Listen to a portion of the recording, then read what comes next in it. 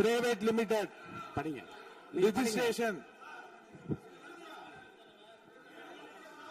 நீங்க படிங்க என்ற தனியார் கடல் உணவுகளை பதப்படுத்தும் தனியார் தொழிற்சாலையில் ஐஸ் பிளாக்ஸ் ஜெனரேட்டருக்கு செல்லும் பைப்லைன் வால்வில் எதிர்பாராத விதமாக ஏற்பட்ட விபத்தின் காரணமாக மாண்பு உறுப்பினர்கள் அமருங்கள். மாண்பு உறுப்பினர்கள் அமருங்கள். மாண்பு உறுப்பினர்கள் அமருங்கள். நானா சட்ட விதிகள்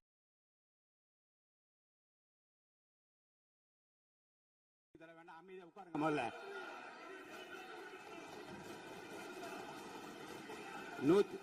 110 விதியின் அரசின் சார்பில் இருங்க. அரசின் சார்பில்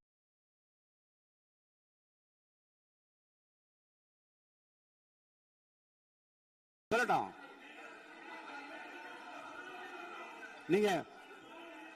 நீங்கள் சொல்ல உட்காருங்க. நான் சொல்றேன். உட்காருங்க சொல்றேன். நீங்கள் சொல்ல விரும்புகிற கருத்துக்களை இன்றைக்கு ஏறத்தாழ 11 பேர் பேச இருக்கின்றார்கள். நீங்கள் என்ன சொல்ல விரும்புகிற கருத்து இருங்க. அமைச்சர் இப்போது 110 விதியின் கீழ் விளக்கம் அளிப்பார். இந்த விளக்கத்தில் உங்களுக்குள்ள கருத்துக்களை உங்களுடைய கட்சியின் சார்பில் பேச இருக்கின்றார்கள். பேசுகிறவோ உங்க கருத்தை சொல்ற உரிமை நான் தருகிறேன். இந்த 0 அவர் கிடையாது. வினாக்கள் பாருங்க. பிசினஸ் அட்வைசரி கமிட்டியில உட்கார்ந்து பேசுகிற போது வினாக்கள் விடைகள் நேரமும் 0 அவர் கிடையாது என்று சொல்லிவிட்டோம். இப்போது இதை பற்றி இந்த கருத்துக்களை நீங்கள் பேசுகிற போது உங்கள் உறுப்பினர் சார்பில் எடுத்து வைக்க நான் அனுமதி அளிக்கிறேன். அப்போது நீங்கள் தாராளமாக பேசலாம். மாண்புமிகு அமைச்சர் பேசுங்க. மாண்புமிகு பேரவைத் தலைவர் அவர்களே, திருவள்ளூர் மாவட்டம் ஊத்துக்கோட்டை வட்டம் பெரியபாளையம் அருகே கன்னியர்பேர் கிராமத்தில் 21/6/2026 அன்று saint Peter and Paul sea food exports private limited company என்ற தனியார் கடல் உணவுகளை பதப்படுத்தும் தனியார் தொழிற்சாலையில் ஐஸ் பிளாக்ஸ் ஜெனரேட்டர் மிஷினுக்கு செல்லும் பைப்லைன் வால்வில் எதிர்பாராத விதமாக ஏற்பட்ட விபத்தின் காரணமாக அமோனியா வாயு கசிவு ஏற்பட்டுள்ளது. இந்த விபத்தின் காரணமாக இதுவரை அங்கு பணியில் இருந்த 74 நபர்கள், 70 பெண்கள், 4 ஆண்கள் பாதிக்கப்பட்டு அரசு தனியார் மருத்துவமனையில் அனுமதிக்கப்பட்டு சிகிச்சை பெற்று உறுப்பினர் அமருங்க. இருங்க. உறுப்பினர் அமருங்க.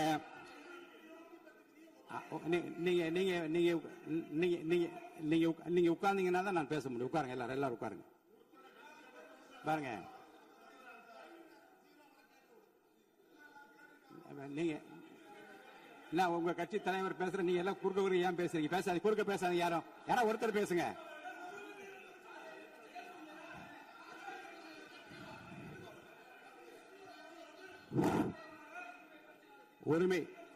உரிமை மீறல் பிரச்சனை இருங்க.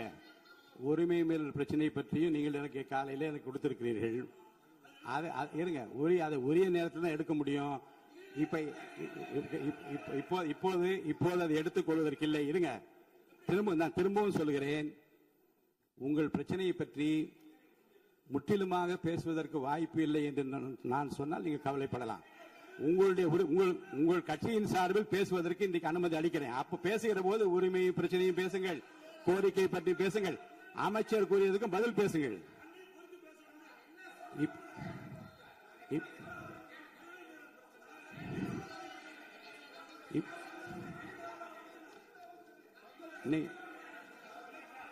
இப்போது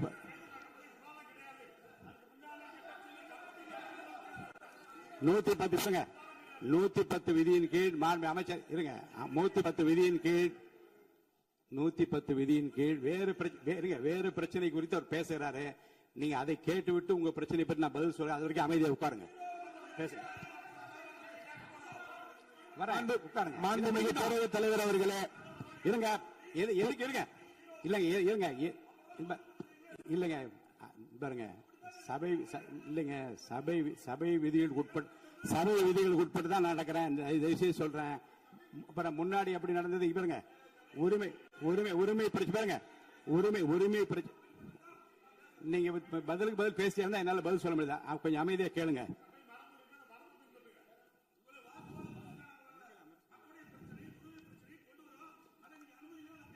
அந்த அனுமதி 110 விதியின் கீழ் இந்த சம்பவத்துக்கு இல்லங்க சார். இருங்க, நான் என்ன சொல்றேன், நான் சொன்ன பிறகு மாண்பு அமைச்சர் தான் நீங்க அந்த 110 விதி பேசுவார். நீங்க உட்காருங்க, உரிய நேரத்தை அதை பற்றி அனுமதி.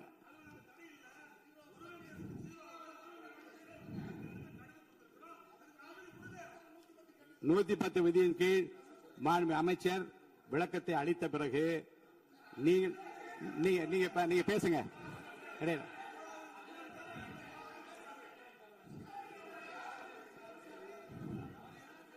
எல்லாம் ஒண்ணுதான்.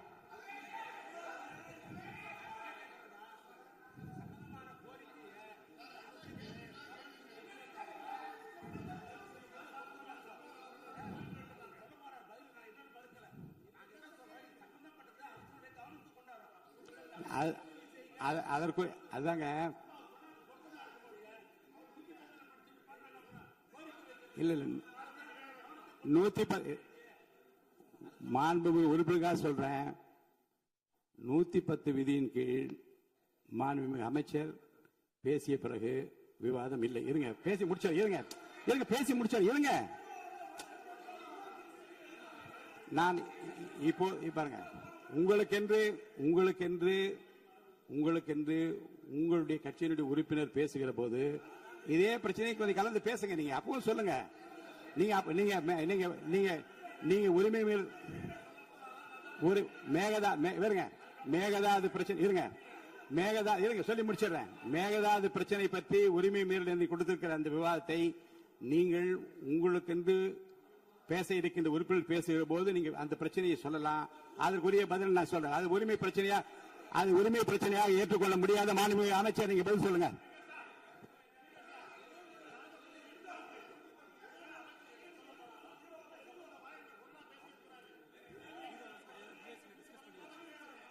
ஏற்கனவே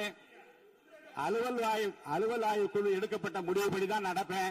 அலுவல் ஆய்வு குழுவுக்கு மீறி நடக்க முடியாது. தயவுசெய்து அமருங்கள். மாண்புமிகு அமைச்சர், நீங்க உங்களுடைய 110 விதிகள் உங்களுடைய படிங்க. நீங்க மாண்புமிகு பேரவைத் தலைவர் அவர்களே, இவ்விபத்தின் காரணமாக இதுவரை அங்கு பணியில் இருந்து 74 நபர்கள், 70 பெண்கள், 4 ஆண்கள் பாதிக்கப்பட்டு அரசு மற்றும் தனியார் மருத்துவமனைகளில் அனுமதிக்கப்பட்டு சிகிச்சை பெற்று வருகின்றனர்.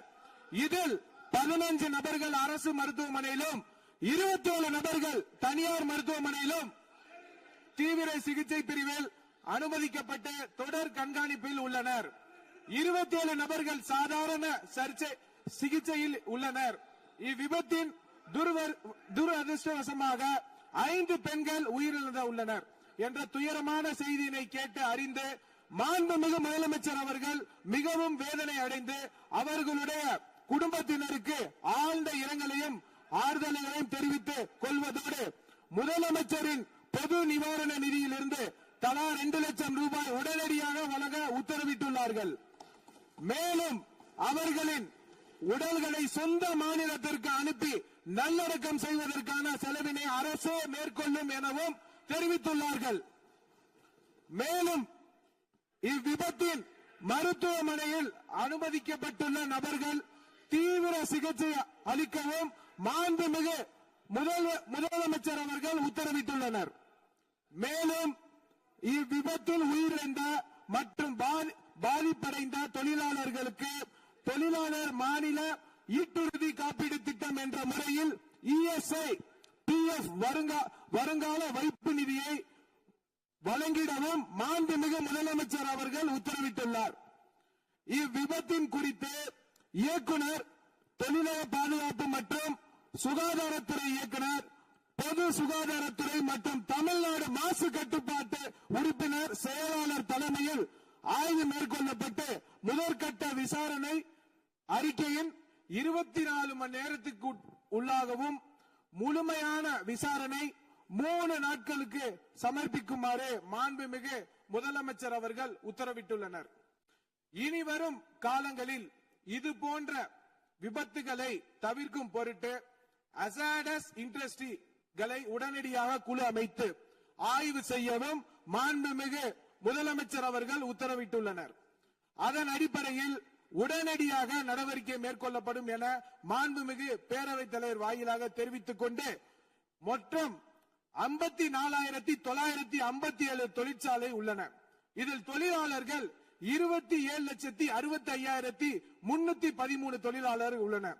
இதில் அபாயகரமான தொழிற்சாலைகள் 6,669 உள்ளனர். இனிவரும் காலங்களில் தமிழ்நாடு முழுவதிலும் உள்ள அனைத்து தொழிற்சாலைகளிலும் இதுபோல் நடக்காம இருக்க அனைத்து விதமான நடவடிக்கையும் மேற்கொள்ளப்பட்டு சட்ட ரீதியாக நடவடிக்கை மேற்கொள்ளப்படும் என்பதை பேரவைத் தலைவர் வாயிலாக தெரிவித்துக் கொண்டு விடைபெறுகிறேன். நன்றி. அளிக்கிறேன். கொஞ்சம் அமைதியா உட்கார்ந்தீங்கன்னா அனுமதி இருங்க.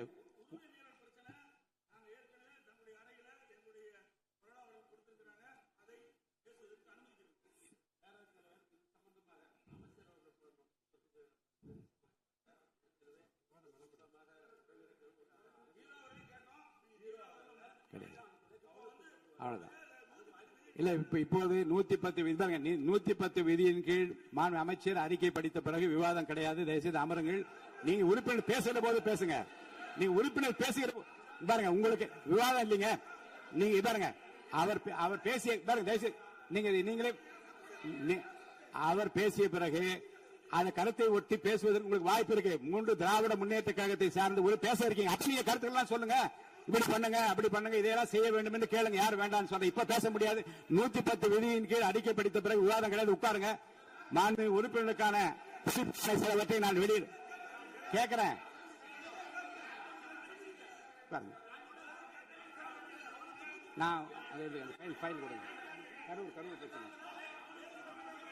மாண்பு உறுப்பினருக்கு பாருங்க எதிர்கட்சி கொரோனா அவர்களுக்கு நான் ஒன்றை நினைவுபடுத்த விரும்புகிறேன்.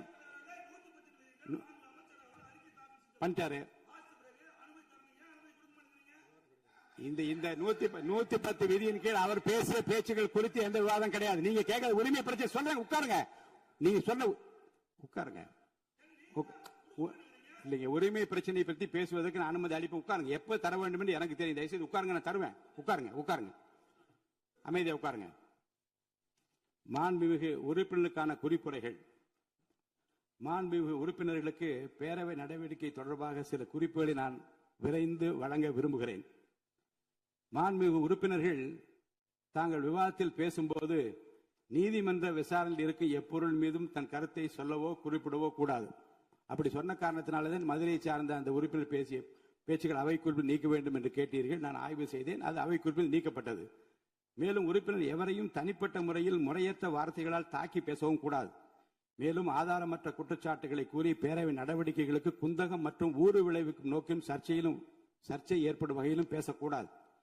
சட்டமன்ற பேரவை நடவடிக்கையில் சிறப்பாக அமையவும் பேரவையின் நேரத்தை மிகவும் பயனுள்ள முறையில் பயன்படுத்திக் கொள்ள ஏதுவாகவும் மாண்பு உறுப்பினர்கள் உரையாற்றும் போது அவ்வப்போது பேரவையின் ஆய்வில் உள்ள மற்றும் விவாதத்திற்கு எடுத்துக்கொண்டுள்ள பொருள் குறித்து சுருக்கமாகவும் தெளிவாகவும் ஷார்ட் அண்ட் ஸ்வீட் ஆக பேசுமாறு கேட்டுக்கொள்கிறேன்.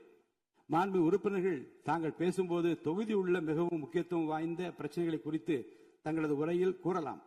தொகுதி சார்ந்த பொதுவான கோரிக்கைகள் குறித்து என்னிடம் எழுதி கொடுத்தால் அவற்றை அவையில் தாங்கள் பேசியதாக அவை குறிப்பில் பதிவு செய்து தங்களது உரையில் சேர்த்துக் கொள்ளப்பட்டு அந்த உரையின் நகல் மாண்பு உறுப்பினர்களுக்கு அனுப்பி வைக்கப்படும் என்று தெரிவித்துக் கொள்கிறேன். அப்படி வந்தா உரையில நீங்க என்ன எழுதி கொடுக்கின்றீர்களோ அது உங்களுக்கு நீங்கள் பேசியதாகவே கருதி அந்த உரை உங்களுக்கு வழங்க. அப்புறம் நீங்க தொகுதிக்கு போகிற போது நமது சட்டமன்ற உறுப்பினர் என்னென்ன பேசினார் என்று உங்கள் தொகுதியில் ஒரு புத்தகமாகவோ நோட்டீஸாக அடித்து மக்களுக்கு கொடுப்பதன் மூலமாக அவையில் நீங்கள் என்ன பேசினீர்கள் முழுமையாக என்பதை மக்கள் தெரிந்து கொள்ளும் ஒரு வாய்ப்பு ஏற்படும். அடுத்து மேலும் உறுப்பினர்களுக்கு மிகவும் முக்கியமான ஒரு குறிப்பு அளிக்க விரும்புகிறேன். பேரவை நடவடிக்கைகள் தற்போது நேரலையாக ஒளிபரப்பு செய்யப்படுவதால் பேரவையில் உள்ள உறுப்பினர்கள் மிகுந்த கவனத்துடனும் எச்சரிக்கையுடனும் இருக்குமாறு கேட்டுக்கொள்கிறேன்.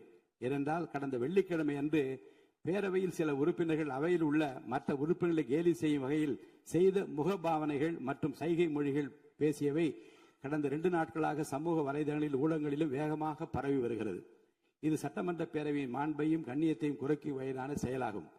இந்தியாவில் உள்ள பிற சட்டமன்ற பேரவைகளுக்கு எடுத்துக்காட்டாகவும் நூற்றாண்டு வரலாற்று பெருமை கொண்ட இந்த மாமன்றத்தின் மரபினை காத்திடும் வகையிலும் கண்ணியத்தினையும் மாண்பினையும் உயர்த்தி பிடிக்கும் வகையிலும் பேரவையின் சில நிகழ்வுகள் நேரலையில் ஒளிபரப்பு செய்யப்படுவதால் மாண்பு உறுப்பினர்கள் தங்களது பொறுப்பினையும் கடமையினையும் உணர்ந்து இதுபோன்ற கண்ணிய குறைவான செயல்களில் இனிவரும் காலங்களில் ஈடுபடக்கூடாது என அறிவுறுத்துகிறேன்.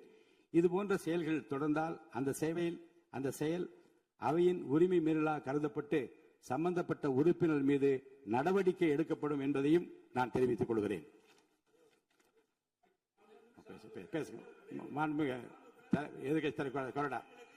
மாண்புமிகு பேரவைத் தலைவர்களை எடுக்கிறேன்னு சொல்லிட்டு உட்காருங்க.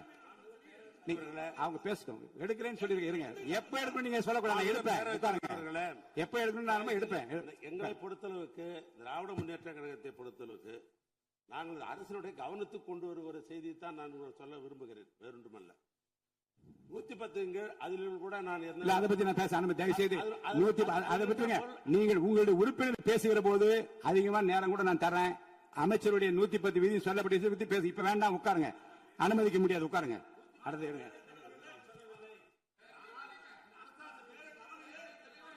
அடுத்து இப்போ இருங்க. நேரலை ஒலிபரப்பை பத்தி நான் ஒண்ணு சொன்னேன். காலையில் நீங்க ஒரு கடிதம் கொடுத்திருக்கீங்க. இருங்க.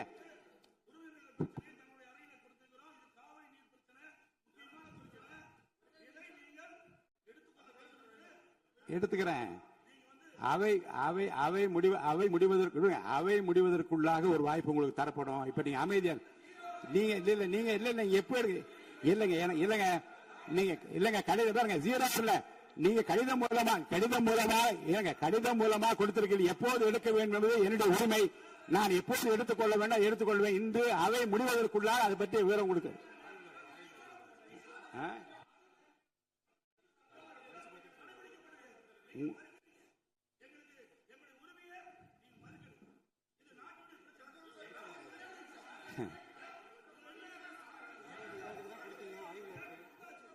உங்கள் உரிமையை மட்டுமல்ல இருங்க. உங்கள் உரிமையை மட்டுமல்ல, இந்த அவையின் எல்லா உறுப்பினருடைய உரிமையும் தமிழ்நாட்டு மக்களின் உரிமையும் பாதுகாக்கின்ற விதத்திலே தான் இந்த மேகதாது பிரச்சனைக்கு தீர்மானம் கொண்டு வரப்பட்டது. அது குறித்து உரிமை பிரச்சனைக்கு உங்களுக்கு வாய்ப்பு அளிப்பேன். நீங்க அமைதியா உட்காருங்க. வாய்ப்பு அளி. இப்ப நீங்க சொல்லாதீங்க என்ன இப்ப என்று சொல்லி கட்டாயப்படுத்த உரிமை இல்லை. நான் அளிப்பேன். உரிய நேரத்தில் அளிப்பேன். உட்காருங்க. நீங்க இல்லைங்க. ஜீரோ அவர் கிடையாது. அலுவல் ஆய்வுக்குள்ள ஜீரோ அவர் கொஸ்டின் அவர் கிடையாதுன்னு சொல்லியாச்சு. நீ திரும்ப அதை பேசிக் கொண்டு அனுமதிக்க முடியாது. உரிமை மீறல் பிரச்சனை பேசுவது இல்லைங்க. எடுப்பேன். அனுமதிப்பேன். இன்று அவை முடிவதற்குள்ள அனுமதிப்பேன். இப்போதே எடுங்க. நீங்க வெளியே போய் பேசுங்க. எனக்கு ஒன்னும் ஆட்சி முடியாது. வெளியில என்ன அதைத்தான் நான் சொல்லுகிறேன். நீங்கள் சொல்லுகிற நேரத்தை எடுத்துக்கொள்ள முடியாது. அவை முடிவதற்குள்ளாக வாய்ப்பு அளிப்பேன். அவை முடிவதற்குள்ளாக வாய்ப்பு அளிப்பேன். நீங்க பேசுங்க. இப்போது எடுத்துக்கொள்ள முடியாது. சபையின் மற்ற நடவடிக்கைகளை கவனம் செலுத்திக் கொண்டிருக்கிறேன். தயவுசெய்து அவை நடப்பதற்கு அமைதியாக ஒத்துழைப்பு தாருங்கள். அதை செய்து உட்காருங்க.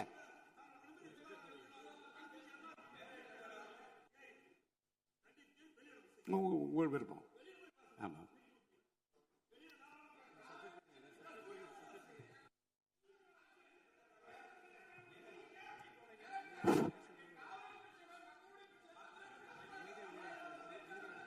அமைதியா வெளியேறுங்க.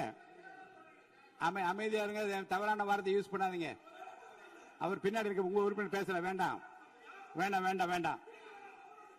என்னுடைய அனுமதி இல்லாமல் நீங்க பேசுவது எதுவும் அவை குறிப்பில் ஏறாது. என்னுடைய அனுமதி இல்லாமல் நீங்கள் பேசியது அவை குறிப்பில் ஏறாது.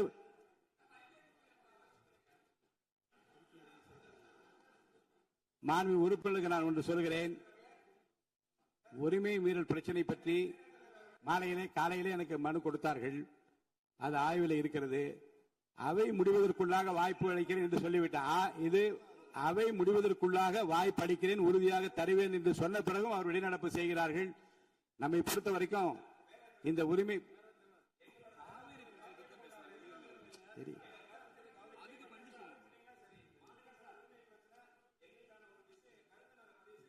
உங்களுக்கு அதே தான் பதில். நீங்க அமைதியா உட்கார்ந்து இந்த பிரச்சனை